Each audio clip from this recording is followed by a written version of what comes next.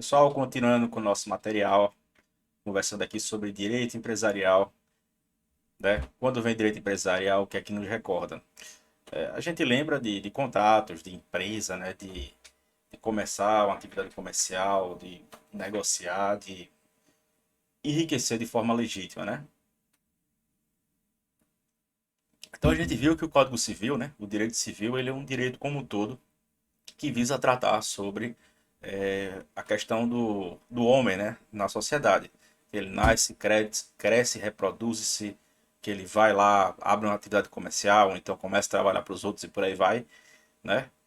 Casa e falece, né? E cada um desses aspectos está tutelado ali pela lei civil. Então vamos lá para definir aqui. O direito comercial é um ramo do direito privado que pode ser entendido como um conjunto de normas disciplinadoras da atividade comercial e de qualquer pessoa física ou jurídica. Ele possui relevância, pois é, em essência, a forma como o capitalismo, como o comércio, né?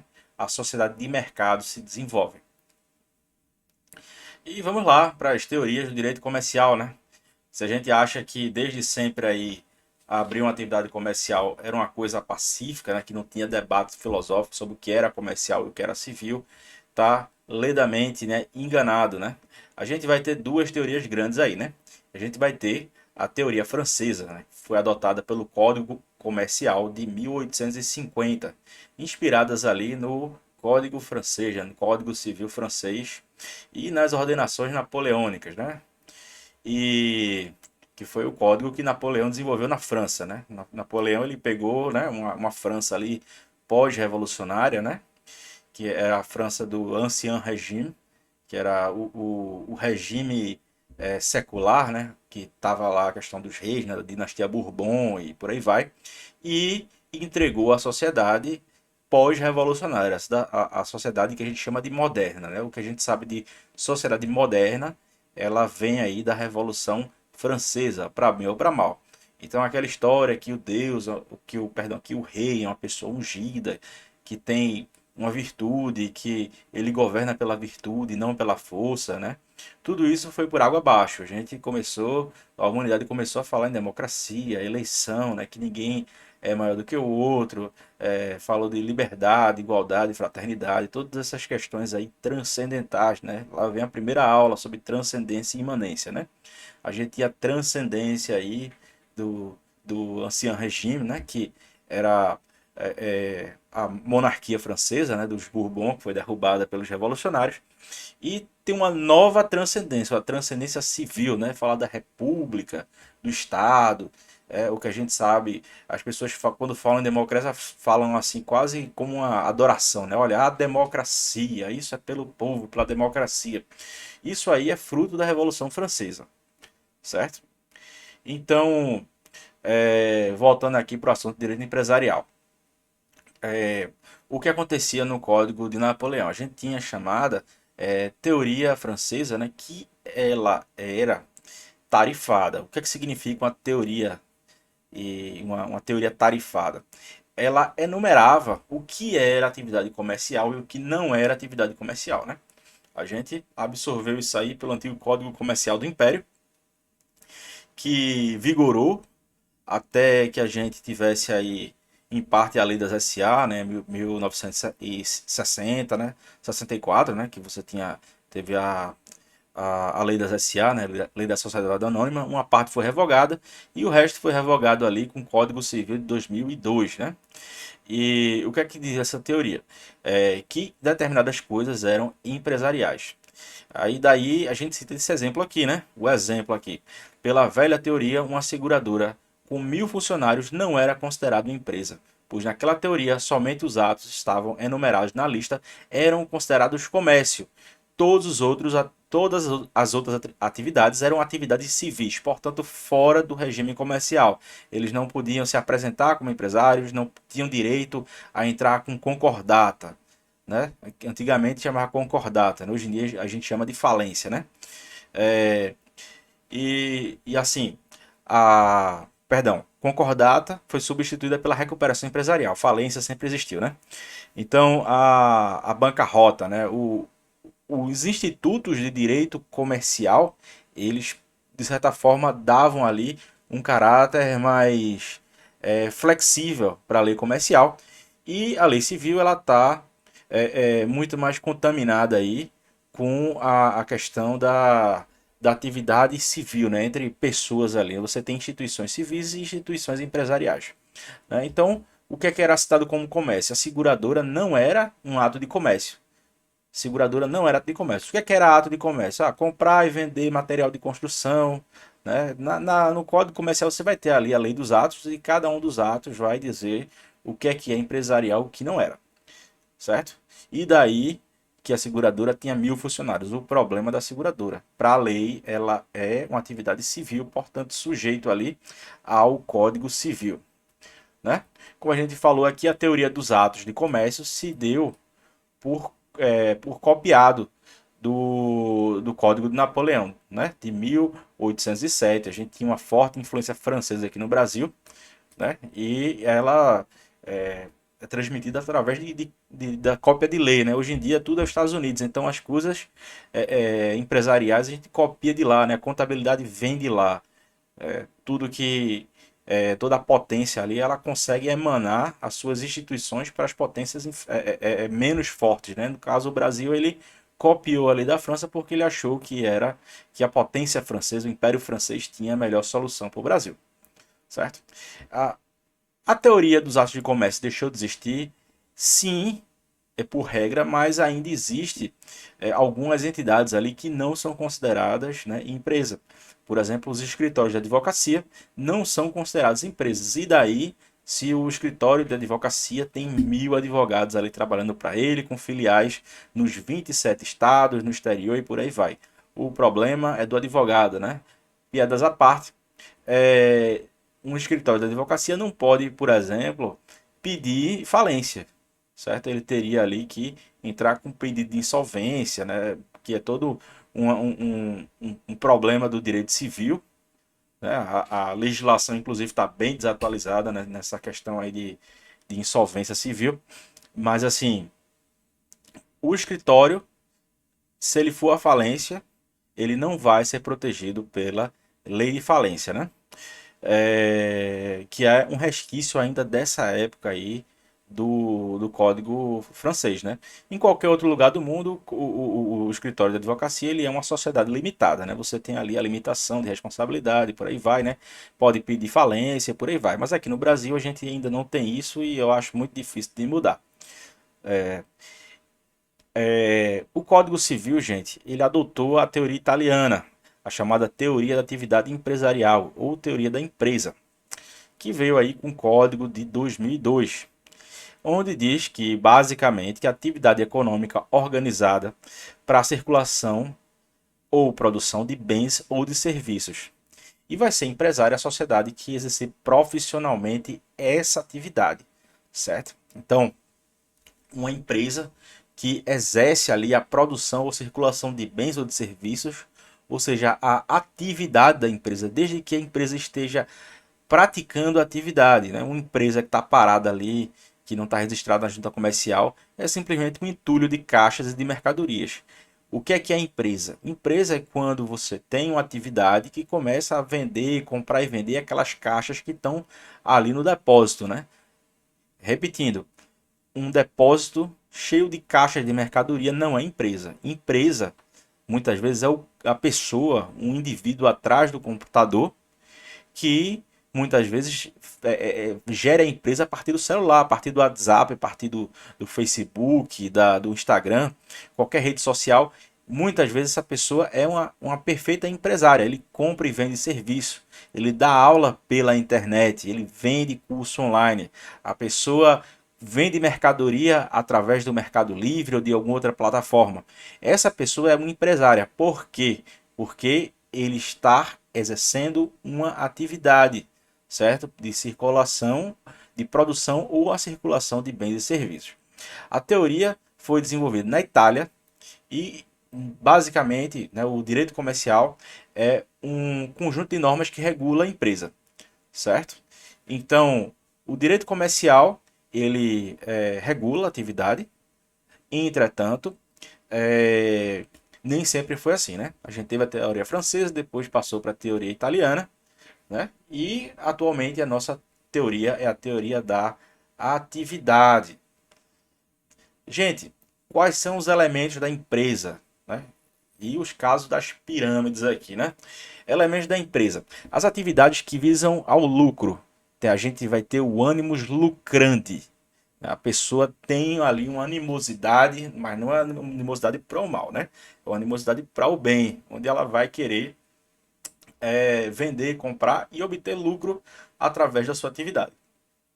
A gente vai ter os elementos ou 4 fatores da produção. Vai precisar do capital, mão de obra, insumo, vulgo matéria-prima e tecnologia. Teoria clássica, né? Então, o capital é o valor investido para iniciar o negócio. Capital pode ser intelectual ou pode ser físico, né? Um contador, ele vende a informação que ele pode produzir, a informação contábil. O gerente, ele vende a informação na hora de gerir a atividade de outra pessoa, né? Então, o capital ele pode ou não ser físico, mas é necessário que exista um capital. Uma atividade que não possui capital nem pode ser falada, né, como uma atividade comercial. A mão de obra. A mão de obra seria o trabalho utilizado para executar algum serviço de produção e circulação de mercadoria e serviço.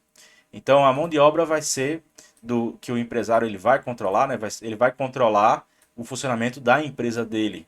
Ou então, caso ele seja o próprio um comerciante individual ali, né? A gente chama de empresário individual. Muitas vezes a mão de obra, a única mão de obra é dele, mas ele pode replicar isso para uma outra pessoa, né? Ele pode treinar um estagiário, um futuro aprendiz, um futuro contratado, um futuro sócio. Mas é necessário uma mão de obra, é necessário que você produza alguma coisa, né? A circulação de mercadoria, de serviço e por aí vai. Insumo, matéria-prima, seriam as commodities, os elementos, né? Quando a gente fala em commodity, olha, as commodities aumentaram. Commodity, gente, é a matéria-prima, né? Uma empresa que trabalha na fabricação de alumínio, ele compra a bauxita, que é um minério, né? O minério da bauxita, ele pega a bauxita, passa por um processo industrial e transforma ali nas vigas de alumínio, que aí ele vende ali para a indústria, vende para quem ele quiser, né? O alumínio. Então você compra a matéria-prima, industrializa e vende. Uma pessoa que trabalha fazendo programação, né? Ele trabalha como programador. Ele vai precisar do insumo. Qual é o insumo que ele vai precisar? Ele vai precisar ali da energia elétrica, né? Ele utiliza aquela energia elétrica para ligar o computador dele. Mas digamos que a pessoa ele seja tem uma empresa ali de consultoria. Bem, a gente pode dizer que o insumo seria o alimento que a pessoa vai precisar consumir, né? A pessoa vai ficar viva ali, né, para poder prestar serviço. Então, o conceito de insumo ele varia muito. Na indústria você tem um tipo de insumo, na atividade de consultoria você tem outro tipo de insumo que ele vai ser transformado com a finalidade de você exercer a atividade comercial, a atividade empresarial. E por quarto vai ter a tecnologia ou técnica, ou o segredo industrial, né? São os segredos internos da empresa. Que de segredo não tem nada, não tem nada de misterioso aí. A técnica que você usa, você recebe o vendedor, ele passa ali pelo setor comercial, o setor comercial precisa faturar, manda ali para o financeiro, o financeiro se comunica com o estoque e monitora o pagamento. Uma vez que entrou o pagamento, então entrou um contrato, a promessa de pagamento, daí aquela mercadoria ela é entregue no destinatário, né, no domicílio comercial do comprador, ou se for um consumidor, vai chegar na casa do consumidor, certo? Então, por mais que a empresa seja tosca, entenda-se por tosco algo que não é complexo, né? Você vai ter ali uma barbearia, você vai ter lá o barbershop, que tem ar-condicionado, oferece cerveja e por aí vai, né? Você tem uma café expresso, tem uma barbearia ali caríssima, você tem que pagar em dólar, né? Você tem uma técnica, mas tem o tio Zé ali no mercado que você corta ali o seu cabelo, a sua barba, e ele vai te cobrar R$ 10 por esse corte, né? E então, uma atividade é complexa, uma atividade vem de fornecimento de cerveja, café expresso, que tem serviço de massagem, né, um serviço de relaxamento, eu sei lá o que é que tem, mas assim, você vai ter uma ampla gama de serviços e um alto valor agregado e no Tio Zé você tem lá o Tio Zé que corta o cabelo, né? E se você quiser um copo d'água quente, né? Mas os dois eles são empresários, eles produzem a circulação de serviços, né?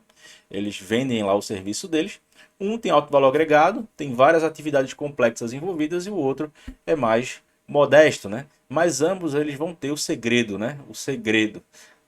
Você vai na McDonald's, pede lá um hambúrguer, né? Você tem um segredo de fabricação, né? A forma como você bota na chapa, a forma como se coordena ali aquela equipe. E no podrão da esquina ali no cachorro quente, o segredo vai ser o suor, né? A pessoa tá lá fazendo o cachorro quente, coloca lá um pouquinho de suor e vende, mas ambos ali vão ter a mesma necessidade de existir alguma tecnologia, alguma técnica, algum segredo interno da empresa, um segredo de fabricação ou de procedimento interno que vai modificar a, a realidade, gerando o valor, né? Gerando o valor da sua mercadoria e do seu serviço e, contudo, é, recebendo algum valor por isso, né? Porque a empresa ela só existe contanto que ela continue a faturar, né? Nenhuma empresa ela vai subsistir sem que exista uma contrapartida em moeda. Ela precisa receber valor para continuidade, né? Pagar empregado, se não tiver empregado, pagar a conta de luz, né? E por aí vai.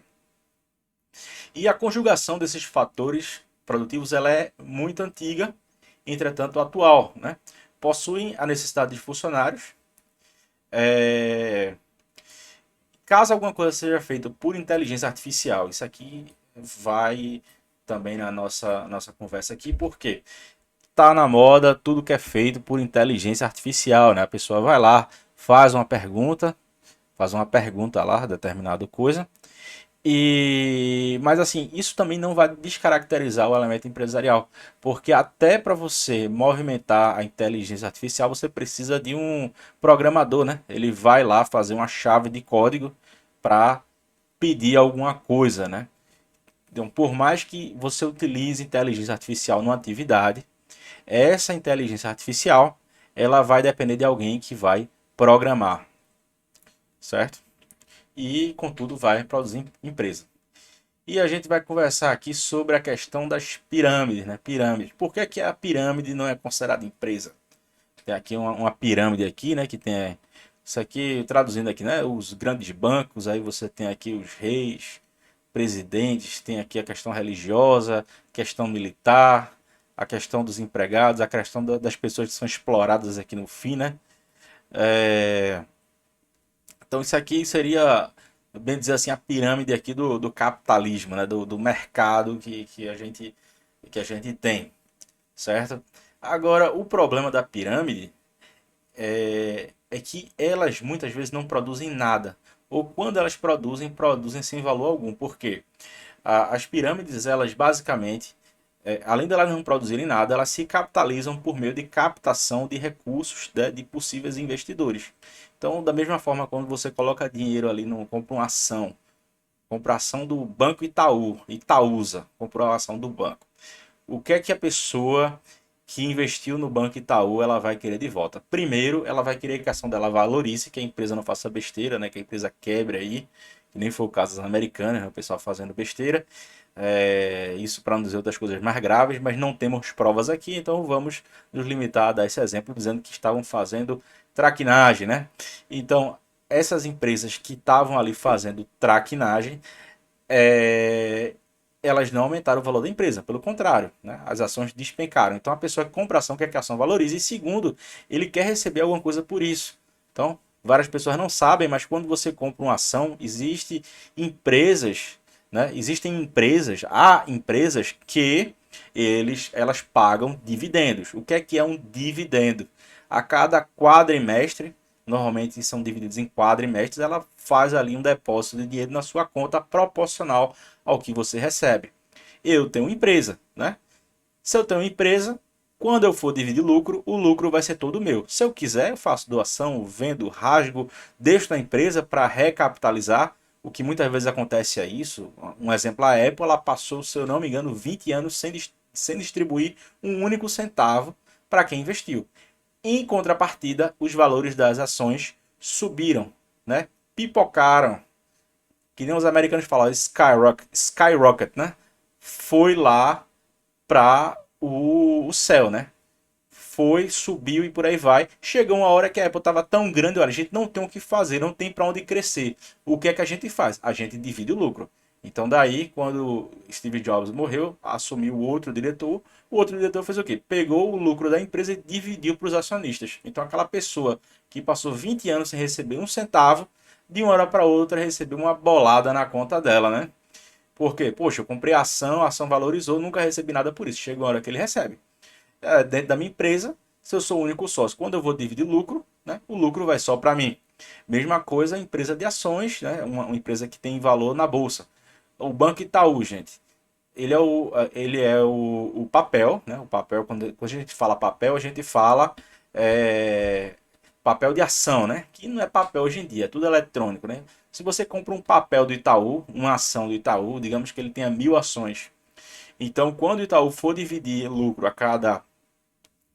cada 3 meses, né? No quadrimestre, ele vai dividir. Pega lá 1 milhão de ações, divide lá por 1.000, vai dar certinho R$ 1.000 para o meu bolso. Se eu tiver uma ação do banco Itaú.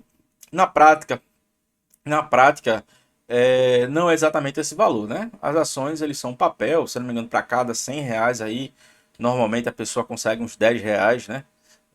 Ao ano aí de dividendo, né? 10% é um valor considerável, né?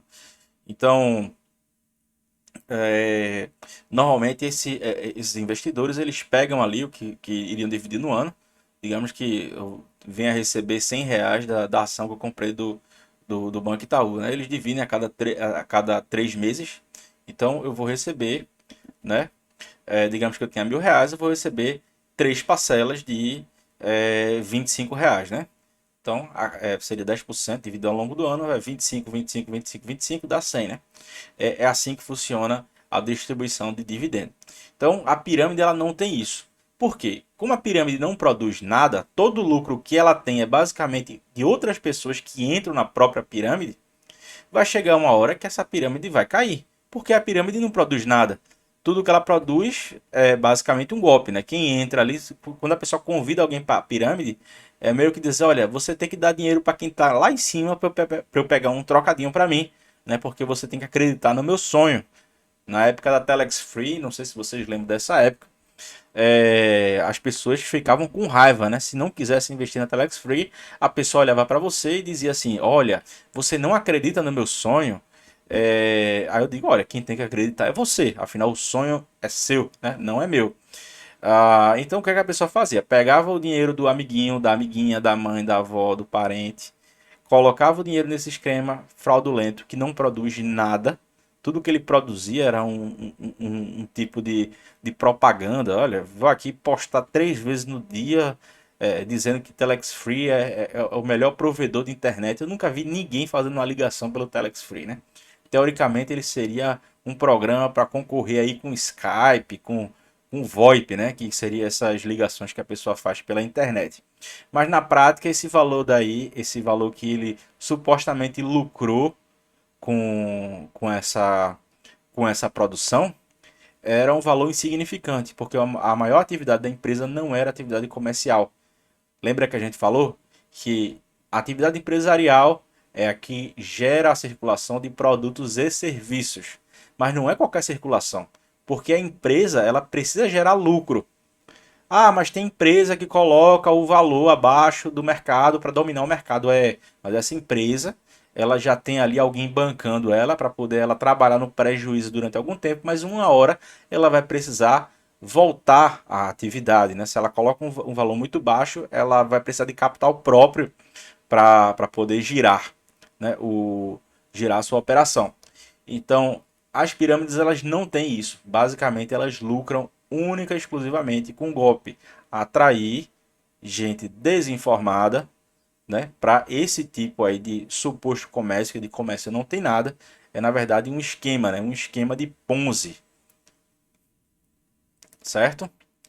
É, e elas fazem manipulações contábeis para dizer que está lucrando, não está lucrando coisa nenhuma, porque não tem atividade. E se tem atividade, é apenas de fachada, porque o único objetivo dela é captar dinheiro ali de pessoas, né? São basicamente estelionatários, ludibriam pessoas desinformadas e nunca vai gerar valor adicionado. Aquilo ali está fadado, né, à extinção, certo? Ah, passando aqui, gente. Empresa versus sócio da empresa. São a mesma pessoa? Empresário não é a pessoa.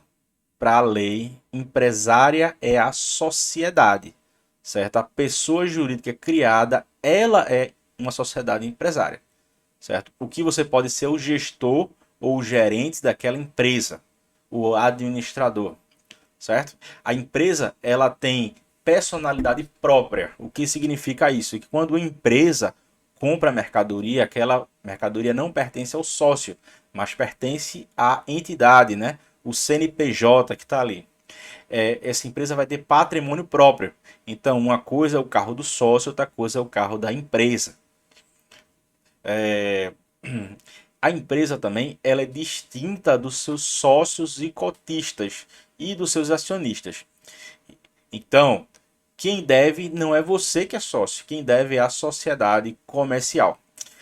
A pessoa jurídica criada tem vontade própria, ela tem direitos e obrigações e não são confundidas com a pessoa física dos sócios. A gente pode dizer também que empresário é quem tem um CNPJ. Vamos lá, né? CNPJ é uma classificação da Receita Federal, né? É o Cadastro Nacional de Pessoas Jurídicas. Nem tudo que tem CNPJ é pessoa jurídica. Um exemplo, um condomínio, ele não é pessoa jurídica. É um ente despersonalizado com, né, possibilidade extraordinária de assumir obrigações e direitos, né? Um condomínio, ele não é pessoa jurídica, apesar dele ter CNPJ. Na prática, ele age como se fosse CNPJ. Perdão, como se fosse uma pessoa jurídica. Olha, eu trabalho para o condomínio, né? Trabalho para o condomínio. Mas ele não é uma pessoa jurídica. O empresário também, ele pode se habilitar, ele pode se inscrever como empresário individual. Ele pode abrir um MEI também, mas vão ser a mesma pessoa, né? O empresário e a pessoa física, eles vão se confundir, certo? Agora, isso não tira, né, o caráter subsidiário das obrigações e direitos do MEI. O ideal é que você não confunda a conta PJ do MEI com a sua conta pessoa física, a conta da sua empresa individual e a conta da sua pessoa física. Por quê? Você não deve misturar. Porque caso você peça falência, o patrimônio que vai ser declarado é o patrimônio do seu estabelecimento comercial. A gente vai falar sobre estabelecimento comercial mais à frente. Então, o estabelecimento comercial coloca lá, né, os bens dele. Olha, isso daqui é o capital social, certo? Isso daqui. Minha empresa de buffet quebrou. Eu tenho era um buffet simples, né? Então vai ter um micro-ondas, um fogareiro, 5 bandejas, farda de garçom que a gente cede na hora de contratar as pessoas especificamente quando tem evento, né? A gente terceiriza e por aí vai. Nesse tipo de atividade você vai, ó, esse daqui é o patrimônio que ficou, certo? Mas você não vai quebrar junto com a empresa. Uma coisa é o estabelecimento quebrar e outra coisa é você, pessoa física, quebrar. As duas coisas, elas não se comunicam e não devem se comunicar. Por isso é importante deixar o patrimônio da empresa na empresa e o patrimônio do sócio de forma separada, certo? O patrimônio do sócio se confunde com o da empresa? Interrogação. Cuidado com abuso de personalidade jurídica. Por que eu coloquei esse tópico aqui, gente? A confusão patrimonial é um problema comum entre empreendedores.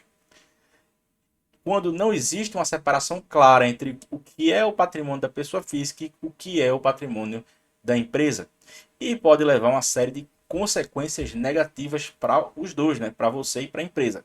Em primeiro lugar, prejudica a imagem da empresa, gente. A imagem da empresa fica prejudicada, né? E você transmite uma mensagem de falta de profissionalismo e de comprometimento. Então, uma pessoa que está sempre lançando mão do caixa da empresa, né, normalmente não deve ser levada a sério, nem a empresa e nem a pessoa, né? Em segundo lugar, pode trazer prejuízos financeiros, certo? Porque caso você confunda o seu patrimônio com o da empresa, juridicamente o juiz ele pode desconsiderar, né? Ele pode desconsiderar a separação entre o que é a pessoa jurídica e o que é a pessoa física, e daí você vai ser totalmente responsável pela dívida junto com a empresa. Você vai naufragar junto com a empresa. A confusão patrimonial é um problema sério, pode prejudicar a empresa, né? Tá vendo aqui, olha, você pode vir a ser preso, né? Cometer um crime falimentar, que é lançar a mão aí do caixa da empresa. A gente tem um trabalho, né?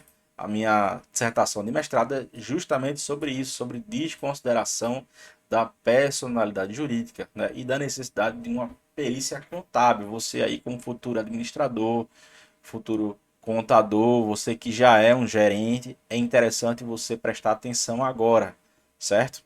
Em caso de abuso de personalidade jurídica caracterizado pelo desvio de finalidade ou pela confusão patrimonial, tá vendo aqui?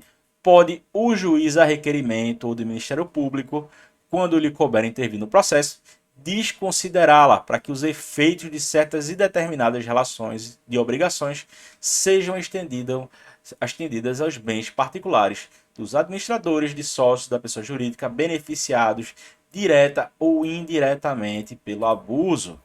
O que significa? Vamos lá explicar. Desvio de finalidade, né? Da finalidade é a utilização da pessoa jurídica com o propósito de lesar credores e para a prática de atos ilícitos, né? Comete desvio de finalidade quem lesa credor e quem comete crime, né? Ato ilícito aqui, né? Pode ser um dano, pode ser um crime, por aí vai, né? Entende-se como confusão patrimonial. Uma coisa é o desvio de finalidade. Tudo isso, gente, parte do gênero abuso da personalidade jurídica. A empresa tem sua vida própria, certo? Você abusou da personalidade, ou seja, você foi além do justo com o uso da personalidade. Esse gênero vai ter duas espécies: desvio e confusão. Desvio de finalidade é você utilizar a empresa para lesar credores ou para praticar ato ilícito. E a segunda espécie é a confusão patrimonial. O que é confusão patrimonial? É você confundir, você não sabe onde começa a empresa e onde começa o sócio. É diferente de desvio, porque desvio é muito claro. Olha, você está usando a empresa para lesar credor, né? Para comprar mercadoria, fechar a empresa aí, sumir, né? Quando você pratica um ato ilícito, você abrir uma pirâmide, né? É um caso aqui ilícito, né? Vai contra a lei da economia popular e por aí vai, né? Crime financeiro. Mas assim, uma coisa é o desvio, é muito claro, né? A pessoa pode lesar credor e não confundir patrimônio, pode praticar crimes com a empresa, pode praticar ato ilícito e não confundir, né? Ele pode perfeitamente utilizar a empresa para não fazer isso. Mas quando ele mistura o que é dele com o da empresa, daí a gente vai ter ausência de separação de fato. Não é de direito. De direito está certinho na lei. Esse imóvel é da empresa, né? O sócio vive andando com o carro da empresa, compra a feira com o cartão da empresa, paga a conta de luz da casa dele, né? Ele não faz nem porque se ele fizer home office, até seria justo a empresa pagar parte da conta de luz dele. Mas digamos que ele não o faça, vai ter uma ausência de separação de fato. Você tem a conta PJ da empresa e tem a conta do sócio. Tá pagando a conta de luz, está pagando o colégio dos filhos com a conta da empresa. Cumprimento repetitivo da sociedade e obrigações do sócio. Cumprimento repetitivo, né? Todo mês a empresa paga o colégio do filho do dono, né? Isso aí é um cumprimento repetitivo de obrigações, certo? O que seria ideal? Coloca o dinheiro para a conta do sócio, como se fosse ou uma indenização, porque às vezes a empresa tem que indenizar o sócio de alguma coisa, né? O sócio fez uma viagem, pagou a gasolina com o bolso dele, a empresa vai lá e indeniza, né? Coloca o dinheiro na conta do sócio, o sócio vai lá e paga o colégio. Mas pagar o colégio diretamente com o caixa da empresa pode causar esse tipo de confusão, certo? Transferência de ativos ou de passivos sem efetivas contraprestação. É o famoso sócio ali, né? Que recebeu o carro da empresa e pagou R$ 100 pelo carro da empresa, né? Uma transferência de ativo. A empresa transferiu o ativo, transferiu a propriedade para o sócio e não teve a contraprestação, não teve o valor justo do carro, certo? Outros atos de descumprimento da autonomia patrimonial. Então, o forte desse artigo é justamente isso, né? Outros atos de descumprimento da autonomia patrimonial. Por quê? Isso aqui são atos que violam a autonomia patrimonial da empresa. Você está pegando o caixa da empresa para pagar a conta, está usando o caixa da empresa para botar no bolso, né? E tem outros atos aqui. Que ato é esse? Qualquer ato. Se você verificar algum ato ali em que existe uma confusão entre o que é da empresa e o que é do sócio, vai cair nesse terceiro ato aqui, certo? A gente vai ter outras disposições aqui, né? Algumas atenuações, algumas disposições, mas assim, o que é importante é interessante manter uma contabilidade bem feita. Você que é sócio, administrador, gerente, coloque a contabilidade a sério. Você não deve confundir uma coisa com a outra, certo? Uma coisa é você encher o tanque ali com o cartão da empresa, porque você está sempre a serviço da empresa, a empresa enche o tanque. Agora, uma coisa é a empresa pagar a conta de padaria da sua sogra. Vai ser coisa diferente, certo? Você vai ter uma mistura muito grande, então é bom tomar cuidado quanto isso, né? E o seguinte, o administrador responde pelas obrigações da sociedade contraídas a partir de atos praticados com excesso de poder, caracterizado pelo desvio da finalidade ou confusão patrimonial. Isso a gente chama de teoria maior, né? O que é a teoria maior? Teoria maior é a teoria que serve para as empresas, né? Você tem a teoria maior, que é a regra geral. A regra geral é que caso você atue com excesso de poder, né? O que é excesso de poder? É você ir além da autorização, né? E desvio de finalidade ou confusão patrimonial. Gente, tudo isso aqui é abuso de personalidade. Tudo isso aqui vai cair no artigo 50, certo? Tudo isso aqui vai cair no artigo 50. Então, artigo 50 é o que ele vai dizer. Você tem um gênero que inclui desvio e função. Desvio e função. Desvio e função. As espécies aqui, desvio de finalidade, lesa credor, prática de atos ilícitos, inclui crimes aqui. Confusão patrimonial. O que é confusão patrimonial? Pagar a conta de sócio, transfere valor para sócio, ato que viola a autonomia patrimonial da empresa. Certo? São as três situações aqui que basicamente você, com sua criatividade, você pode ampliar isso daqui para diversas situações que todos os dias aparecem aí na nossa realidade, né? Quando a empresa quebra, todo mundo vai para onde? Vai para a contabilidade. Será que o contador fez o trabalho dele? Casas Americanas. Casas Americanas. Cadê o contador? Cadê o auditor? O que foi que o auditor investigou? Será que esse auditor ele fez o trabalho dele? Né? Na hora que quebra, na hora que mostra as contas, todo mundo quer saber onde estão as informações contábeis da empresa. E, por fim, a confusão ela pode prejudicar a estruturação ou expansão da empresa. Gente, confundir patrimônio é tudo de ruim, né? Você paga de amador, você prejudica a empresa, prejudica a sua imagem, a imagem da empresa. E olha, imagem é uma vida para construir. Mas ó, isso aqui ó, destrói a sua imagem, né? O que é que adiantou manter 90 anos de casado, pulou cerca uma vez, a sua imagem acabou, né? Então a imagem é muito difícil de construir e muito fácil de se destruir. Vamos passar aqui para o aspecto contratual. O que é contrato de sociedade? Qual é a sua importância? Contrato, né? A gente já falou na atividade passada. Contrato, vem do latim contractus, né? Contractus, né? Uma coisa contraída, né? Você tem uma coisa expandida e contraída, né? Você tem um trato, você tem um conjunto ali de vontades, de obrigações, tem uma série de questões que foram unidas em um único ponto. A gente chama isso de contrato. Duas pessoas abriram uma sociedade, eles fizeram um contrato social. Ele abriu um EIRELI, ou então uma sociedade limitada unipessoal, famosa SLU. O nome já não vai ser contrato, né? Vai ser atos constitutivos. Lembra lá que quando a gente falou sobre obrigações, ato é uma coisa que você faz sozinho, né? Você promete, olha, eu quero meu cachorro de volta. Eu quero o meu Shih Tzu de 50 mil reais de volta. Shih Tzu premiado, o xixi dele ali, né? É champanhe e o cocô dele é ouro, né? 50 mil reais ali pelo Shih Tzu ali. Eu estou pagando aqui porque eu quero meu cachorro de volta. Eu quero de volta a minha galinha dos ovos de ouro. Se você promete, você é obrigado a cumprir. Então, ato constitutivo, né? Ato constitutivo é o contrato que se usa para abrir uma SLU, para abrir uma empresa que só tem um único sócio, né?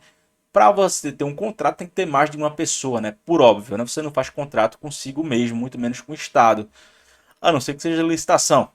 Então, o contrato seria essa constituição do que será a empresa, como ela deve se comportar, quem é que vai ter poder, né? No contrato você bota João Inocêncio será o professor dessa aula, né? Vai ser o gerente dessa aula aqui, sei lá, João Inocêncio, né? Na lei tem dizendo, é possível ter um gerente que vai ter os poderes que o estatuto designar, né? No contrato, no ato do constitutivo, vai ter João Inocêncio é o presidente e ele vai ter os poderes de dar aula, vai ter o poder de elaborar questões de provas, vai ter o poder de fazer a correção das provas, né? Então, o contrato ele já é específico, ele já é bem detalhadozinho ali do que cada um pode fazer, né? A autonomia negocial deve ser respeitada. Então, vai fechar um contrato de sociedade, consulta, meu amigo, consulta um consultor, consulta um advogado, que ele vai te orientar ali na hora de fazer. Porque uma vez que você assinou, você é obrigado a cumprir. Lembra lá quando a gente falou sobre a lei da liberdade econômica, né? Você não pode dizer para ninguém da sociedade, olha, eu não pensei direito, eu assinei sem ver, né? A não ser que você seja um pobre coitado de um laranja, né? Porque às vezes chega um ricaço, coloca um laranja que assinou uma coisa sem ver, né? Isso acontece também, mas não é o caso aqui, certo? A gente não está falando aqui de lavagem de dinheiro, que usar patrimônio dos outros como se fosse seu, o nome disso aí é lavagem de dinheiro, né? Colocar o nome de terceiro, o nome de laranja, o nome de sogra, né? Você tem toda uma jogada aí de ocultar patrimônio da Receita, ocultar patrimônio da sociedade, isso é lavagem de dinheiro. A gente está falando aqui de lei, né? Então você assinou uma coisa sem ler, você vai responder e da maneira extremamente dura, porque vale o que está escrito. Então não venha dizer que não pensou direito, certo? Ao assinar o contrato, o empreendedor deve ter ciência de que é uma pessoa capaz e se deixou de fazer diligências necessárias para aderir a um negócio, você não pode utilizar isso como argumento para que o juiz sinta pena de você. Se você comprou uma empresa, meu amigo, puxe certidão narrativa, puxe certidão negativa, puxe o que você puder. Pela graça de Deus, puxe para saber onde é que você está pisando. Já tive é, experiências no meu ofício como advogado de pessoas que compraram a empresa. Quando foram ver, a empresa estava devendo um passivo trabalhista altíssimo e disse: e agora, doutor? Eu acho que quem tem que pagar é o sócio. Na época ele era sócio. Mas o que acontece é que a lei ela é extremamente clara. Se você comprou um objeto, né, comprou um empreendimento, você vai responder aquilo ali. Porque o direito, ele olha para você que comprou a empresa como um mega empreendedor. Um mega empreendedor que fez todas essas buscas. Que foi lá, pegou certidão, sabia o que estava comprando. Sabia o que estava comprando. Então, se você comprou errado, vai pagar duas vezes, certo? Então, você vai lucrar se agir de forma diligente e inteligente. e vai ter prejuízo. Entretanto, tem gente que prefere ter prejuízo. Vamos lá. A gente sabe que a Coca-Cola, quando chega lá uma empresa de refrigerante, muitas vezes ela compra aquela empresa lá. A de Coca-Cola Company, né? A empresa da Coca-Cola, a companhia da Coca-Cola, ela foi lá e comprou uma fábrica de refrigerante. Um refrigerante que estava dando. Estava vendendo muito, tava, mas não estava dando tanto lucro. A Coca-Cola comprou para monopolizar. Ela sabia o que estava fazendo. A Coca-Cola não pode chegar e dizer: ah, mas eu não vi aqui que ele tinha uma dívida trabalhista. Não, ela sabia que tinha uma dívida trabalhista. Ela sabia o que estava fazendo. Ela comprou uma companhia menor para monopolizar o mercado de bebida. Perfeitamente lícito. Ela pode fazer isso. Pode comprar os concorrentes menores. E vive acontecendo o tempo todo. O que ela não pode fazer pela ordem econômica brasileira é dominar o mercado, né? Se ela dominar o mercado, isso daí já vai entrar no direito concorrencial, já vai entrar num outro aspecto aqui que não convém para o nosso curso aqui, certo? Mas caso ela compre um concorrente menor, é perfeitamente lícito. Muitas vezes a empresa está quebrada, mas vende pra caramba. Ela compra a empresa menor, às vezes continua a fabricação, às vezes não, né? Exemplo aqui, Guaraná Jesus, Guaraná Jesus, né? Jesus, mas não é Jesus, Jesus não. Era Jesus não sei das quantas aí que tinha um refrigerante com gosto meio enjoativo lá no Ceará. Que era um farmacêutico, ele fez lá um refrigerante e fez muito sucesso. A Coca-Cola tanto comprou quanto continua fabricando, mas a gente tem outras marcas. Tem uma antiga famosa Fratelli Vita, né? Fratelli Vita, que é um refrigerante ali que tem um gosto que puxa meio para morango, meio para maçã, que voltou a vender, mas voltou a vender com outra marca, porque a Coca-Cola comprou e decidiu não fabricar mais a Fratelli Vita. Ela não fabrica mais, né? Não engarrafa mais, mas a marca continua com ela.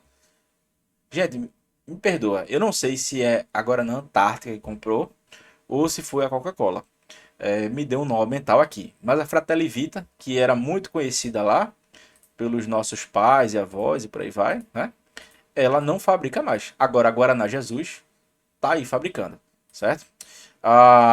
Atos constitutivos da empresa são documentos formais que definem sua existência legal, suas regras de funcionamento. São importantes porque estabelecem a personalidade jurídica da empresa.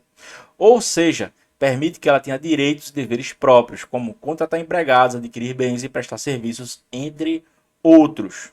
A função dos atos ou do contrato social, em caso de sociedade comercial, é estabelecer regras e condições para a criação e funcionamento. Vamos lá. Denominação social, nome da empresa. Objeto social, vai ser a empresa que cria pavões, né? Atividade principal que a empresa irá desempenhar.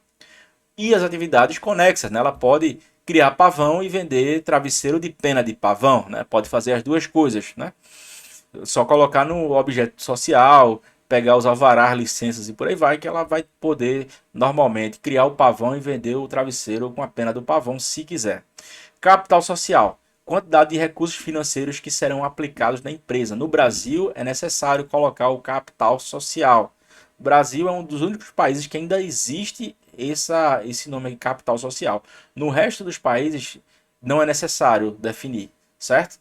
Mas aí vai ter a quantidade de bens financeiros que serão aplicados na empresa. Isso também vai limitar a responsabilidade da empresa, certo? No direito brasileiro, o capital social ele limita a responsabilidade. Se você faz comércio com empresa de 5 mil, se ela quebrar, as únicas coisas que a empresa vai pagar são os 5 mil ali, né, que está no capital social. E se tiver outros bens, vai pagar também. Agora, caso o sócio venha a ser demandado, ele vai pagar no máximo ali o valor do capital social.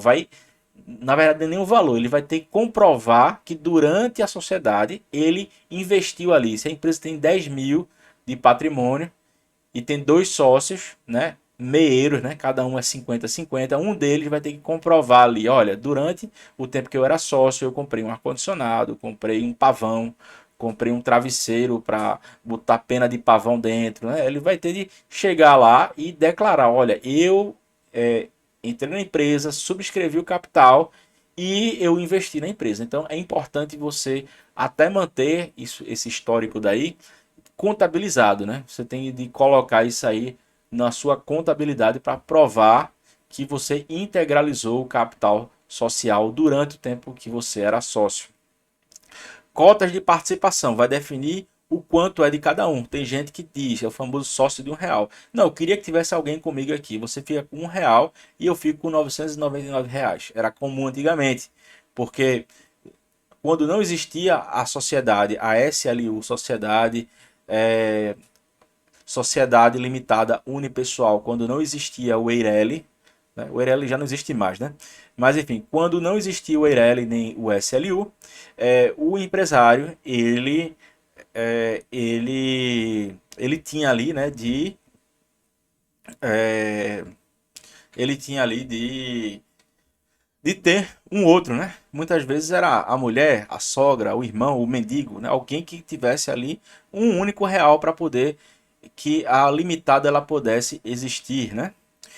Sede e duração, vai ter o endereço da empresa e o prazo. Muitas vezes a duração de um empreendimento ele vai ser limitada. Então, uma empresa, uma incorporação imobiliária, uma empresa de sociedade limitada, com a finalidade de construir um prédio, ela vai funcionar durante o prazo da construção do prédio. Uma vez que o prédio foi erigido, né, que foi terminado e essas unidades vendidas, ela deixa de existir, porque vai estar lá no ato que ela deixará de existir assim que o prédio for construído, né? A chamada SPE, Sociedade de Propósito Específico. É um tipo de sociedade feita com um objetivo específico, né? E vai ter de ter uma sede, você vai ter de eleger um local, nem que seja um P.O. Box, né? Uma caixa postal ali para receber a correspondência. A sede da empresa tende a ser em algum lugar. Pode ser no escritório virtual, pode ser num palmo de chão dentro da casa da sua sócia, que você declarou para a prefeitura que um palmo ali funcionaria uma empresa, que é basicamente a caixa de correio, mas algum lugar a empresa ela deve ter a sua sede fixa, né? Algum local deve ter um endereço para que eventual fiscalização, eventual comunicação oficial, endereço tributário e por aí vai, a empresa ela deve ter a sede para que possa ser fiscalizada, para que a sociedade saiba onde procurar o empresário quando acontece alguma situação legal que demande algum problema de justiça, de tributação e por aí vai. A empresa também deve ter um estatuto, as normas e regras internas que regem o funcionamento da empresa, certo? Então, o estatuto seria a parte do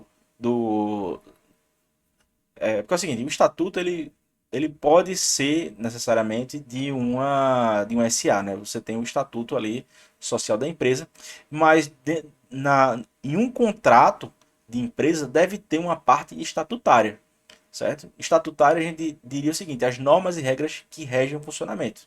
Então, deve ter a forma em que quando o capital social quando e como vai ser integralizado, como vai ser as rotinas, qual é o exercício financeiro daquela empresa, né? Como será dividido o lucro, né? Quem manda em quê, tirando o administrador, né? Você tem o administrador, mas você tem as demais disposições ali que vai dizer, né? Caso a sociedade ela seja dissolvida, para quem vai o patrimônio, né? Se vai voltar para o sócio, se vai voltar para um sócio e para outro não, se um sócio vai poder continuar sem o outro, tudo isso vai ter de estar constando do estatuto. Eles são documentos importantes para a empresa, pois são a base da sua existência legal, da sua estruturação e servem como referência para futuros acordos, contratos e negociações envolvendo a empresa. Porque quando você for assinar a empresa, tem que dizer, olha, de acordo com o artigo 15 do Estatuto da empresa, eu tenho poderes para isso aqui, tal, tal, tal, tal, tal. O sócio João Inocêncio, dono da fábrica de travesseiros de pena de pavão e criador de pavão, vai necessariamente, eu vou fazer uma remissão ao artigo onde diz que eu tenho poderes administrativos, certo? E deve estar lá para que isso se torne realidade, né? Para que as pessoas saibam que a empresa ela tem um estatuto, qual é o artigo do estatuto e para que o contrato esteja na formação adequada, né? Como é que se abre empresa? O que vem o primeiro? O código, o primeiro, o contrato social ou o CNPJ. No caso do MEI, gente, basta que você faça um pedido eletrônico, né? Não é necessário encaminhar qualquer documento à junta comercial. A inscrição é realizada por meio do portal do empreendedor, chamado Formalize-se, do Ministério da Economia. Após a formalização, o CNPJ vai ser gerado automaticamente. Vai ter inscrição na junta e no INSS. Dispensa o alvará e licenciamento. Entretanto, depende do município, porque se o município exigir, você tem um prazo ali de 180 dias para poder regularizar junto com a prefeitura, né? A questão comercial, certo? Empresário individual. O que é empresário individual? É basicamente aqui aquele professor que vende curso online, é só ele e o computador, né? Ele vai na junta comercial. Por que a pessoa abre um registro de empresário individual e de MEI? Por quê? O MEI ele tem uma limitação do número de quinais que podem conter, né? O KNAI do MEI seria, olha, o MEI pode ser encanador, pode ser humorista, pode ser vendedor de livro, né? Você tem ali uma série de atividades do MEI que são atividades relativamente simples, que a pessoa não precisa ali de um diploma, que não é uma atividade regulada, né? Qualquer pessoa que tem ali um conhecimento de nível médio, ele consegue facilmente girar um MEI. Diferente do empresário individual. A gente vai ter aqui o advogado, né? Advogado não, porque não é atividade empresarial, né? Mas vai ter o dentista, vai ter o consultor empresarial. Esse tipo de atividade ele vai estar sujeito a uma tributação diferenciada, vai ter provavelmente um faturamento maior, vai ter uma atividade complexa. E a legislação ela tirou do MEI essa, essa possibilidade, né? Então, o empresário individual ele vai lá, requer a sua inscrição, tem que entregar o RG, CPF, título de eleitor, certificado de reservista, no caso de homem, requerimento padrão, vai ter lá o requerimento ali que normalmente, dependendo da atividade que você faça, se for sujeito à tributação sobre serviço é municipal, se for sobre serviços que não estejam na lei do ISS, né? Vai ser estadual, ou então mercadorias, já vai entrar na questão do ICMS, né? A ficha de cadastro, que vai ser gerado pela junta comercial, taxas e alvarás, bombeiro, sanitário, ambiental, por aí vai. E é necessária a contratação de contador. Diferente do MEI, onde o contador ele é opcional, a pessoa mesma ali pode se virar, se tiver algum entendimento, ela pode ali fazer as próprias declarações, é necessária a contratação de um contador para poder ele fazer obrigações acessórias, rotinas fiscais, trabalhistas, dentre outras. Sociedades limitadas unipessoal ou comum, né? Daqui vem a SLU e a limitada comum, né? Para a sociedade limitada, normalmente já é uma pessoa que era empresário individual, quer crescer, ou ele era um MEI e também quer crescer, porque passou ali, né, do valor de 84 mil, automaticamente a empresa ela é desenquadrada do MEI, né? A pessoa já é enquadrada ali como empresário individual e a tributação ela pipoca e a pessoa é obrigada a declarar tudo retroativamente. Então, caso a pessoa tenha bom senso, é, é sugestível que faça um contrato com um advogado ou consultor do negócio. Por quê? O advogado ele vai ter uma noção jurídica de como é que a empresa funciona. Então, se a pessoa quer abrir um mega empreendimento, não é pegar um contrato pronto de internet pode não ser uma ideia interessante. Por quê? Da minha experiência, né, com meus 10 anos de advocacia, eu já peguei uma situação em que a pessoa queria abrir uma empresa, eu olhei lá, disse, ó, tem certeza que você vai assinar isso daqui?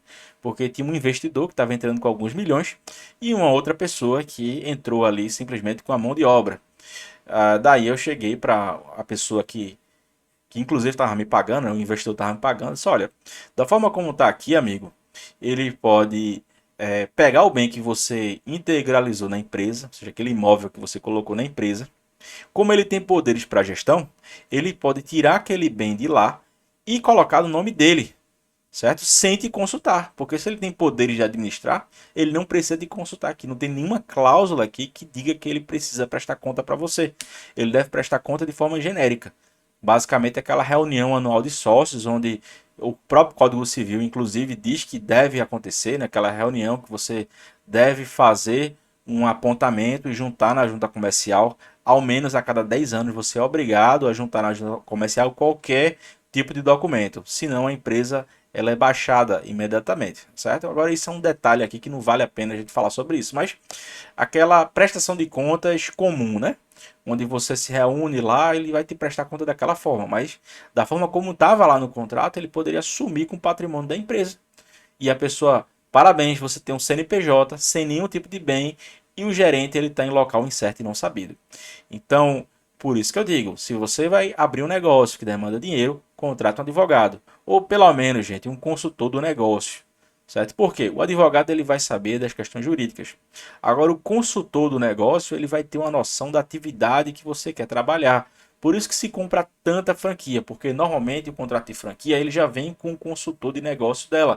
Ele vai dizer como é que você consegue recuperar o seu investimento em 2 anos, 3 anos, 4 anos, qual a sua margem de retorno. Esse tipo de coisa, um advogado ele não vai ter aquela expertise para dizer isso, né? O advogado ele está limitado às questões de direitos e deveres, muitas vezes, certo? Diferente da minha formação. Por exemplo, eu sou advogado, mas a minha segunda formação é em contabilidade, certo? Então eu tenho uma noção de administração, eu tenho uma noção geral ali de como fazer uma projeção, tenho uma noção de como fazer um orçamento empresarial, esse tipo de consultoria mais aprofundada. Sim, eu tenho esse conhecimento, mas assim, eu não sei, por exemplo, como é que se abre uma mineradora. Eu não sei como é que se abre uma mineradora, eu não sei como conseguir as licenças de mineração, não faço a mínima ideia e provavelmente nunca vou aprender isso na minha vida, né? Mas digamos que você deseja abrir uma mineradora, que você deseja abrir vamos lá, um estaleiro de lancha. Não, vou fabricar lancha aqui, abrir minha marca de lancha, compro o motor ali da Yamaha, de alguma marca dessa, né? Compra o design de alguém, você vai ali montar a lancha e vender, né? Você vai precisar de um consultor da área para dizer que, olha, a partir de quanto você precisa investir para você ter ali a sua fábrica de lancha lucrativa. Se você, com o preço de imagem que você cobra, você vai atender às normas de segurança, quais são os alvarás, quem são as agências que vão regular isso daí, os órgãos públicos onde você deve homologar o modelo que você está vendendo. Esse tipo de coisa quem faz é um consultor, certo? Então é recomendável que a pessoa fale com alguém desse tipo de função. Então vamos lá.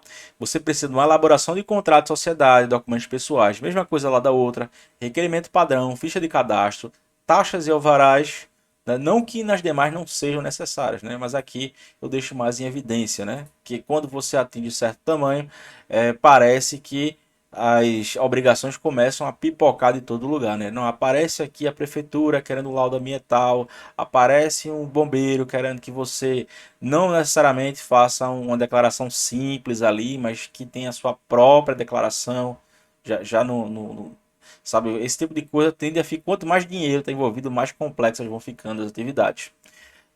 E também é necessária a contratação de contador, certo? Mais uma vez aqui a figura do contador reaparece.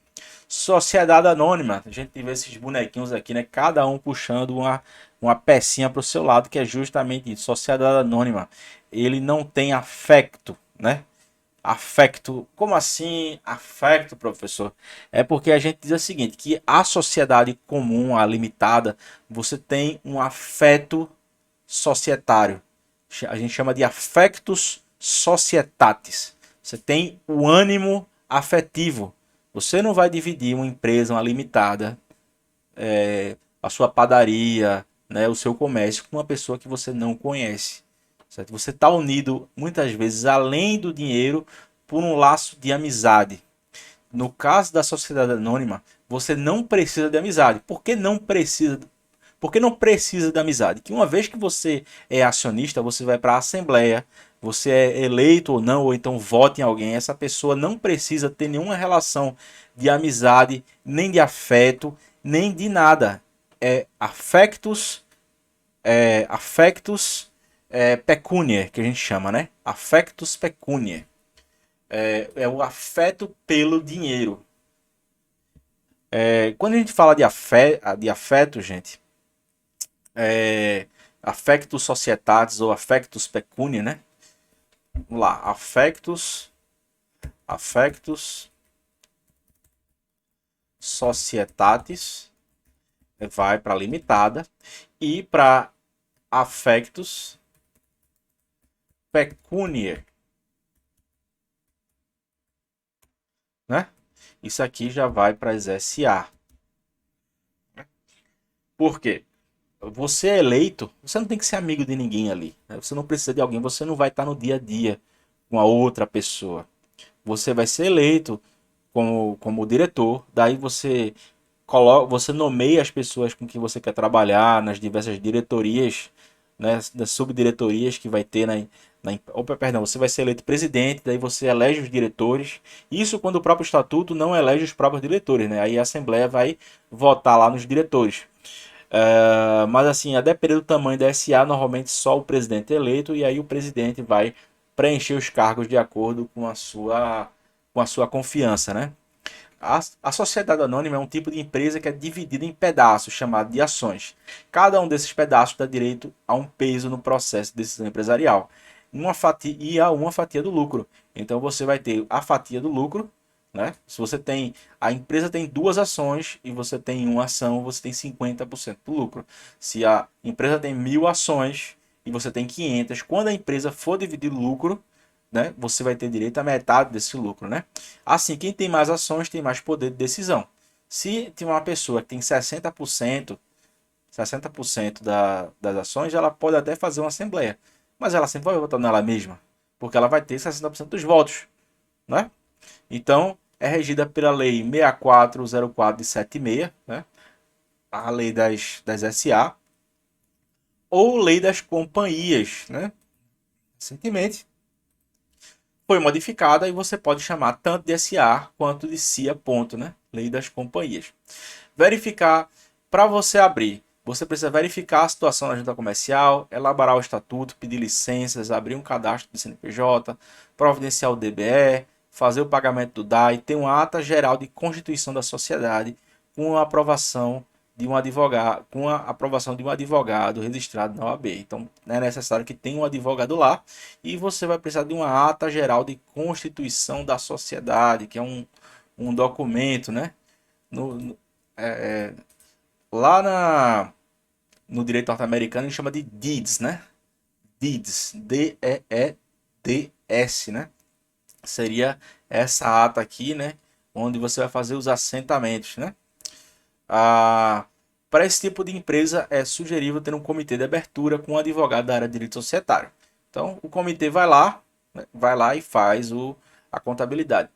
Qual é a vantagem ou desvantagem de ter uma SA, certo? A SA ela vai ter mais departamentos, então só é recomendável você ter um SA com o número de obrigações que ela precisa cumprir se você tiver um empreendimento grande, né? Grande ao ponto de chamar a atenção e por aí vai. Se não, é mais vantagem você continuar com a sua limitada. Vantagem da SA é você pode apurar lá o lucro ou prejuízo dela, né? Ela vai ter uma tributação mais rentável do que a limitada, né? A gente vai ter 15% aqui sobre o lucro, enquanto na limitada é 20%. Então vai ter uma certa vantagem de você ter uma SA. E o que é o CNAE, o NCM e outras nomenclaturas? O NCM, gente, é o seguinte. Com o intuito de regular o mercado e trazer previsibilidade e uniformidade, foram criados diversos bancos de classificação para que o Estado possa efetivamente livrar a sociedade do caos. Vamos lá, como é que isso aqui? Simplifique isso daqui para mim, professor. Imagine, o mesmo exemplo lá do barbeiro. Alguém se diz manicura. manicure, né? Ou manicura, né? Já se domina cortadora de unha. Uma outra se domina cortadora de unha. E a outra se diz designer de elementos humanos de crescimento contínuo cortados periodicamente para fins estéticos localizados nas pontas superiores dos dedos da mão e dos pés abrangendo unhas e cutículas. Vamos lá. Vamos expandir isso aqui. Todos esses três aqui têm serviço de manicure. Sendo que um é manicure, outra é cortadora de unha e o outro é lá designer super gourmetizado. Os três fazem absolutamente a mesma coisa, certo? Mas para unir isso daqui, eu digo assim, o Estado, ele constituiu o que a gente chama de CNAE, né? CNAE é o Cadastro Nacional de Atividades Econômicas, ou o NCM, que é a nomenclatura comum do Mercosul, né? O Mercosul aí, que nem vivo tá, né? Ninguém sabe por onde ele anda, mas assim, o Mercosul ele vai ter uma nomenclatura comum. Então, os países que são integrantes do Mercosul, a gente tem aqui, né? Brasil, Uruguai, Paraguai, Argentina. Esses quatro países aqui vão ter não somente aquela plaquinha azul do Mercosul, mas também vai ter um conjunto de atividades ali, né? Que seriam em comum, né? Para você conseguir ter um trânsito mais facilitado. Então, a La Manicure, né? De la Argentina, de los hermanos, né? La Manicura. Aqui no Brasil é manicure, né? E por aí vai, né? Você vai ter uma única atividade para os dois países. Vamos lá. Pneu de carro em espanhol a gente chama de goma, né? Aí vamos lá, borracheiro. E lá é gomero, né? Aí na nomenclatura vai estar em português e espanhol. Lagomaria e borracharia. Vai estar o mesmo CNM ali em português e em espanhol, que são as línguas aí do Mercosul, né? Gomero e borracheiro, né? Ah, qual a utilidade do Mercosul? A nomenclatura é fundamental para determinar os tributos envolvidos nas operações. Então, não somente simplificar a atividade do caucho, mas facilitar a questão tributária, né? Facilitar a questão tributária, facilitar a fiscalização e por aí vai, né? Então, a gente tem aqui a nomenclatura, tem site aqui para você colocar, né? E vamos lá, para além nosso aspecto prático aqui da nossa aula, né? Como toda aula. Como utilizar esse aprendizado na sua empresa? Primeiro, como é que está o estatuto da sua empresa? Você já deu uma olhada no seu estatuto? Será que tem alguma coisa que pode melhor? Já verificou se o tipo de sociedade é adequado? Às vezes se tem uma organização e que tem uma pessoa que já está idosa e tal, né? Que já está lá há muito tempo, não mexe muito, deixa quieto, né? A empresa ela está ficando defasada. Aí seria interessante atualizar isso daqui, né? Quem elaborou o contrato? Será que puxou da internet? Foi um advogado, um consultor? Será que não estaria na hora, né, de consultar um especialista, um consultor? O contrato ele representa o que está rolando, né, o que está acontecendo na empresa. Será que não está defasado? Existe uma coisa no contrato? Não, tem aquela pessoa, não, eu não sou gerente, mas eu que mando aqui, eu que contrato, eu que demito. Tem uma pessoa ali que faz às vezes de gerente, mas não é gerente. E a pessoa que é gerente está mais fora da empresa do que dentro. Será que não seria necessário ali para a própria segurança das pessoas, né? Chamar uma outra pessoa, né? Para estar como gerente, ou então modificar o contrato? Porque se você está exercendo, se você está extrapolando seus poderes, você não é gerente, mas você age como se fosse, né? Você vai responder como gerente, tanto para o seu cliente quanto para a lei. Então vai estar fazendo uma questão ilegal, porque não é nem ilegal, né? Seria ilícita, né? Você estaria fazendo uma coisa ilícita porque você está violando a lei. Ah, mas ele me mandou ali, eu tenho poderes porque o gerente mandou fazer isso, simplesmente você está fazendo porque não tem ninguém que faça. Mas isso é necessário você repensar o que está acontecendo, porque o maior prejudicado vai ser você que está atuando fora, né, do contrato e fora da lei. Na hora que tudo dá ruim, o pessoal procura, né, como é que está o contrato, né? Como é que está o contrato, como é que está a contabilidade e cadê um advogado, né? São as três coisas aí que vão acontecer, né, quando tudo dá ruim, né? O que é que está no contrato, o que é que está na lei, Tá? Possíveis lideranças da empresa têm poder de negociação? Aí, exatamente estou falando. A pessoa está liderando, mas não tem poder de negociação. Ela está ali, né, de forma ilícita. E quando dá tudo ruim, é a palavra do dono contra a palavra da pessoa que está atuando fora do limite da lei. Não, ele disse que eu podia fazer. Aí o dono diz: Não, eu não sei de nada. Eu não sei de nada. Não me lembro. Não me lembro. Relapsos de memória acontecem quando tudo dá ruim. Não, não lembro de ter dito isso aqui. É a palavra de um contra do outro. Então, a gente, de boca nem beijo, certo? Beijo da sua esposa, do seu esposo, namorado, namorada, né, do seu cachorro, do gato, né, uma pessoa que realmente você tem algum tipo de afeto. Quando se trata de negociação empresarial, gente, tem que ter contrato, certo? Existem cláusulas no contrato para que eventuais disputas entre os sócios, dentre as quais a arbitragem ou mediação. Então, quando dá problema na empresa, será que os sócios eles sabem das vantagens da arbitragem e da mediação para resolver os conflitos, para tudo não precisar descambar na justiça? O contrato ele prevê uma eventual sucessão da empresa por herdeiros.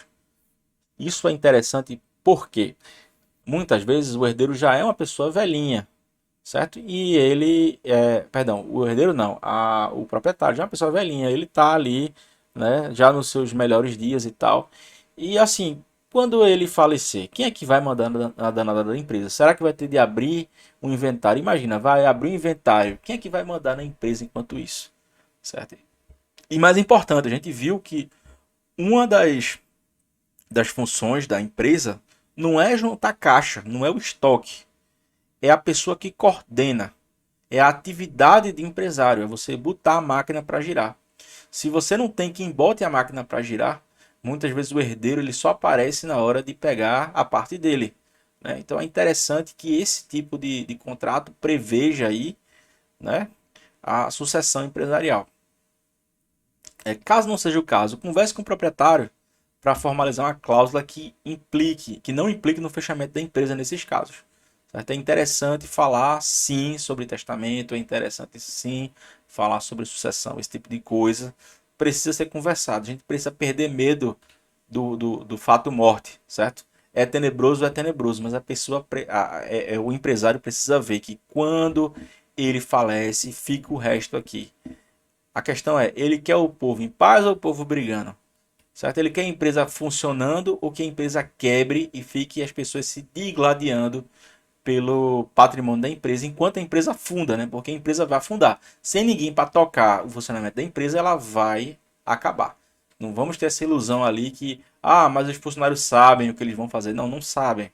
Né? Ou se eles sabem, cada um vai ter o próprio interesse, cada um vai ter medo ali da empresa quebrar e por aí vai, certo? Então é interessante que a empresa ela continue existindo e que você preveja isso, né? Ou o seu chefe, o proprietário da empresa que você trabalha. Existe algum testamento elaborado pelo sócio para eventual sucessão de cotas? Então é interessante elaborar uma questão de testamento, é interessante elaborar uma questão de como a empresa vai ficar, certo? A gente tem muita questão das holdings, né? Holding patrimonial. O que é holding patrimonial? No direito americano a gente chama de Family Equity Planning, né? Que é você fazer o planejamento do patrimônio familiar, né? Então, o planejamento do patrimônio familiar ele é feito através de atos complexos ali que envolvem um consultor, um contador, um advogado. Ele vai ter essa noção, ele vai saber passar para você esse tipo de situação. Converse com um advogado da área empresarial ou consultor empresarial para saber se é possível melhorar o contrato que está vigente, certo? Então, o contrato tudo dá ruim, como é que está o contrato, como está a lei, cadê o contador, cadê o advogado, né? Esse tipo de coisa vai acontecer, certo? Duas coisas são certas nessa vida, a morte e os impostos. E alguns dizem que só a morte, porque os impostos você consegue fazer um planejamento fiscal. Então, você precisa conversar assim, essas dicas são para você aplicar de forma prática os conhecimentos dessa aula. Tranquilo, pessoal? Obrigado pela sua participação, você que ficou até aqui e teve essa paciência. Espero que esse capítulo aqui sobre direito empresarial, onde a gente falou sobre sociedade, atividade empresarial, tipos de sociedade, como gerir em parte aqui, né, os contrastes da sociedade, o que é o KNAI, o que é que são essas particularidades no direito empresarial, certo? Então, até a próxima. E próximo encontro a gente vai falar sobre propriedade industrial, marcas e patentes. A gente fica aqui e até a próxima. Valeu!